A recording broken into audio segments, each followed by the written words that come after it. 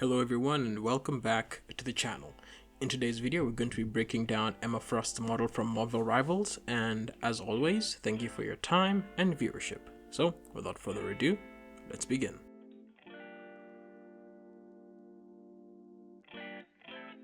Okay, so Polygon Count. Emma Frost's default is made up of about 100k polygons, which I initially thought was the standard, especially compared to the other Marvel Rivals models I did, such as Squirrel Girl and Visible Woman, that are both sitting at 175,000 and 101,000 polygons respectively. But when I compared it to more Marvel Rivals models, I saw a bit of a pattern. It seems like the more layers and complexity a model has, the more polygons it has. Seeing as how Luna Snow and Psylocke both have 138k and 125k polygons, and all of them have all these little details and items on them, and the hair also takes up a lot of polygons too, because the Season 1 Spider-Man model has only about 50k polygons, and he's only comprised of the skin and the logo work on his shirt. So, when it comes to Emma Frost, who has short hair and very few layers, it sits at a comfy 101k polygons.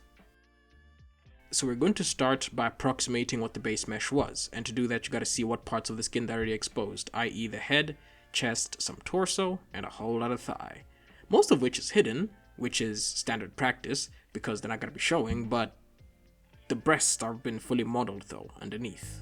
This I kind of don't understand, because on the X-Men Evolution model it's not the case. The part of the breasts that is not showing is hidden away. So I'm not sure why. I know what kind of man you are. Unless there's some kind of animation or attack that uses this, that uses the outline of the breasts, then yeah, if a legend would hop in the comment and explain to me why that is, I'm all ears. The head and body are separate for what I assume are UV space reasons, which I'll talk about in the next part, but there could be a whole host of other reasons why such is being done. Either, to increase the polygon density on the face without affecting the rest of the mesh, or to help make rigging a little bit easier.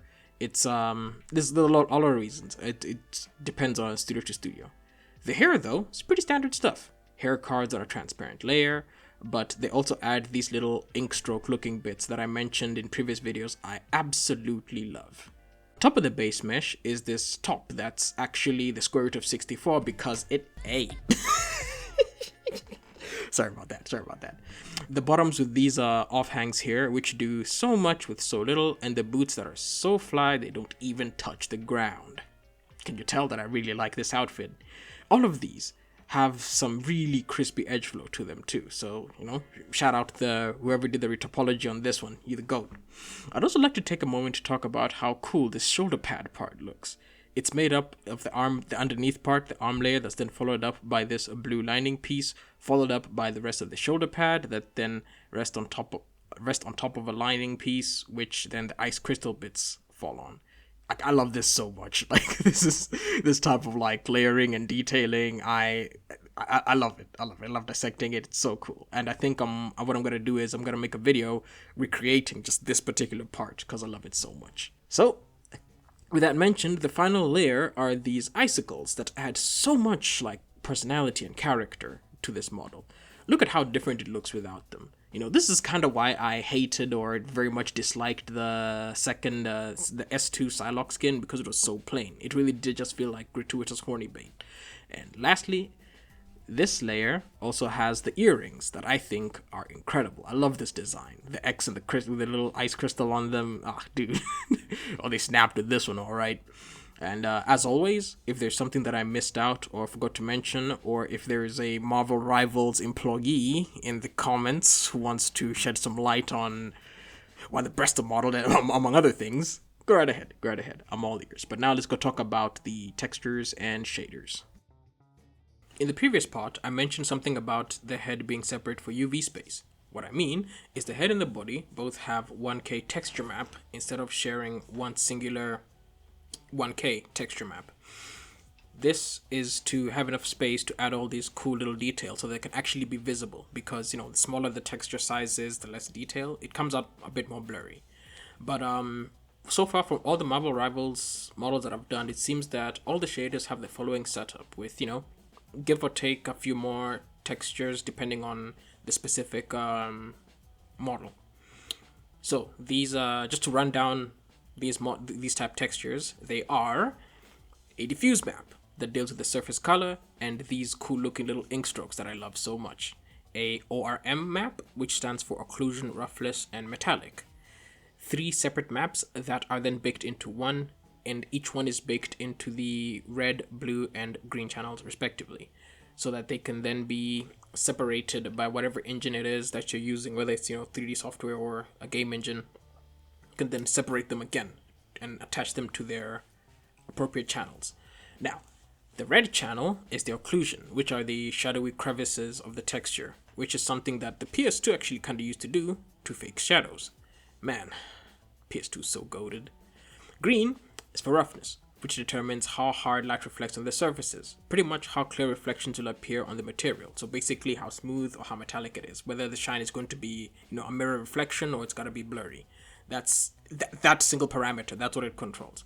And of course the blue is the metallic, which is pretty much self-explanatory, but a material can either be metallic or not metallic, and in 3D texturing they have a specific shader for that just to make life a bit easier. But then this one also affects not just the way the light falls, but it also affects the color, the way color bounces off of it as well, which is a little similar to the specularity map that determines which parts will be affected by the light and how.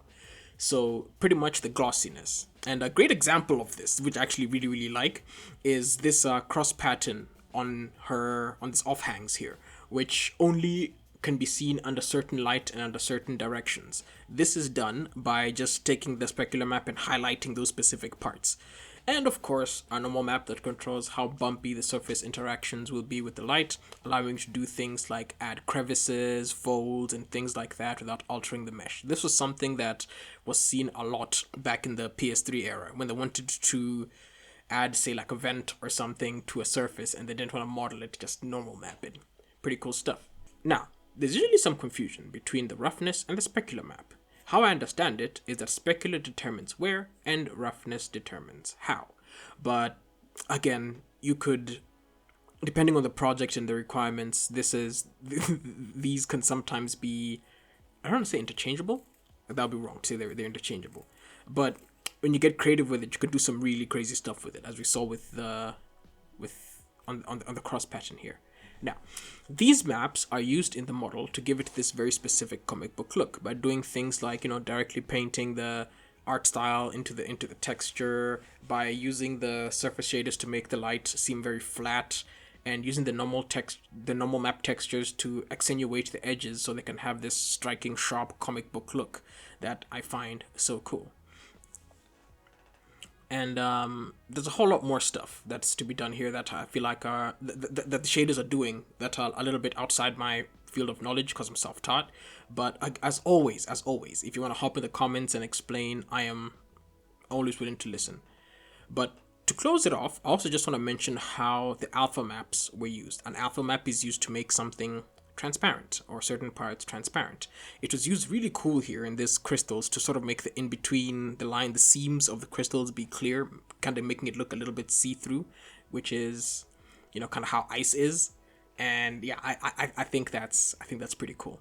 So, I think that's about it. That's about everything I could say about the shaders. So now let's head over to the last part, which is the rig and just how the rigging and the animation, and then we can have ourselves a little conclusion and we are out of here. Now, I know this looks very complicated, but that's because all the bones are being shown here in the same shape. Because when it comes to rigs, you have your main deformation rigs, and then you kind of have other bones that control those bones. And if you're going to add any other bones to control the weight of any other body parts, you gotta add those as well. But you also notice that the clothes are rigged up too. And I think that's in order to bake the clothing animation into the model, as opposed to having the game engine do it themselves to save on a lot of processing time. So what I think happens is you do your clothing animation and all that within the 3D software, and they just bake them into the rig. But usually when I get them, I try to identify which are the main ones and then try to add some modifiers, and the constraints so I can get it working to the way it is. It's usually, this can take hours to try to get it back to its original state. So I just usually try to get the arms, legs going so I can pose them up all that I want.